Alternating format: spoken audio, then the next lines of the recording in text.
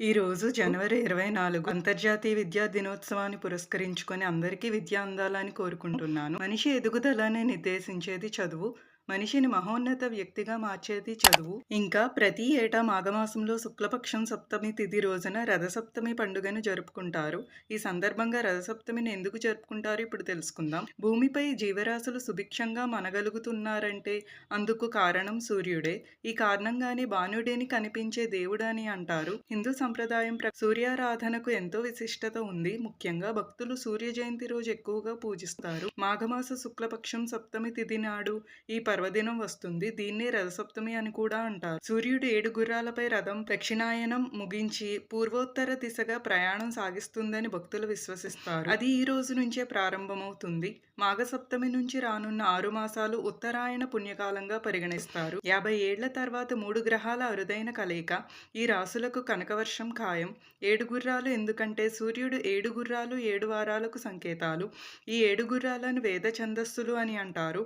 గాయత్రి, త్రిష్ణుప్, జగతి, అనుష్టుప్, పంక్తి, బృహతి, ఉష్ణిక్ అనే 7 గుర్రాల రథంపై భానుడు స్వారీ చేస్తాడు. మేషం నుంచి మీనం వరకు ఉన్న 12 రాశుల్లో ప్రయాణిస్తాడు. ఈ 12 రాశులను పూర్తి చేయడానికి సూర్య రథానికి ఏడాది సమయం పడుతుంది. సూర్య జయంతి అంటే సూర్యుడి పుట్టినరోజు కాదు. రథాన్నెక్కి సూర్యుడు సాగించే ప్రయాణం ఈ రోజు నుంచి మొదలవుతుంది. ద్వాదశ రాశులలో సంచారం. విశ్వం ఒక వృత్తంలా భావిస్తే దానికి 360 డిగ్రీలు ఉంటాయని గణిత శాస్త్రం చెబుతోంది. సూర్యుడు రోజుకి 1 డిగ్రీ చొప్పున సంచరిస్తూ 360 రోజులలో ఈ వృత్తాన్ని పూర్తి చేస్తాడు. అంటే ఒక సంవత్సరం. అందుకే జ్యోతిష్కులు ఈ సృష్టి చక్రాన్ని 12 రాశులుగా విభజించి ఒక్కొక్క రాశిని 30 డిగ్రీలుగా విభజించారు. సూర్యుడు ఒక్కొక్క రాశిలో సంచరించే కాలాన్ని ఒక మాసంగా పరిగణించారు. మనకు కనిపించే సూర్యుడు ఒక్కడే అయినా విశ్వంలో ఇంకా 11 మంది సూర్యులు ఉన్నట్లు పరిశోధకులు గుర్తించారు. కానీ మన భారతీయులు వేదకాలంలోనే ఈ ద్వాదశ ఆదిత్యులను కనుగొన్నారు. వారే మిత్ర, రవి, సూర్య, భగ, పూష, హిరణ్యగర్భ, మరీచి, ఆదిత్య, సవిత, అర్క, భాస్కరు. వీరే ద్వాదశమాసాల ఆది దేవతలు. వీటి కారణంగానే 12 రాశులు ఏర్పడ్డాయి. సూర్యుడు ఒక్కొక్క మాసంలో ఒక్కొక్క రాశిలో సంచరిస్తాడు. ఉత్తర దిశలో ప్రయాణం. మాఘమాసం నామంతో సంచరిస్తాడు. మాఘం అంటే పాపం లేనిది అని అర్థం. పుణ్యాన్ని ప్రసాదించే మాసం కాబట్టి ఈ మాసాన్ని మాఘమాసం అన్నారు. నిజానికి ఉత్తరాయణం మకర సంక్రాంతితో ఆరంభమైన రథసప్తమి నుంచి ఉత్తరాయణ స్ఫూర్తి పూర్తిగా గోచరిస్తుంది.